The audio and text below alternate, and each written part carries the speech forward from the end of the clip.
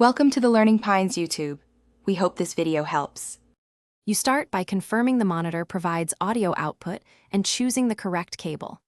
Use HDMI or DisplayPort when available because they carry digital sound and video together. Otherwise, pick a 3/5 mm analog cable. Once cables are connected, power the monitor and set its input to the same source as your computer. Make sure the monitor's volume control isn't muted. This gets you past basic setup, so you can move on to system routing without guessing which device is active. Now you route sound inside your operating system so audio actually plays through the monitor. On Windows, open Sound Settings or Control Panel and set the HDMI/DisplayPort device as the default output. On Mac OS, choose the monitor under Sound Preferences. Once selected, confirm the sample rate and format are compatible. Mismatches can disable audio.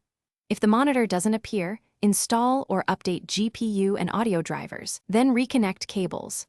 After that, play a test sound. Finish by testing across apps so you confirm consistent playback.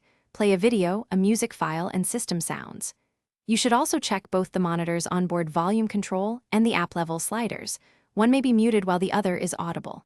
If something still goes wrong, follow one key troubleshooting step. Reseat or swap the cable and reselect the output device in sound settings.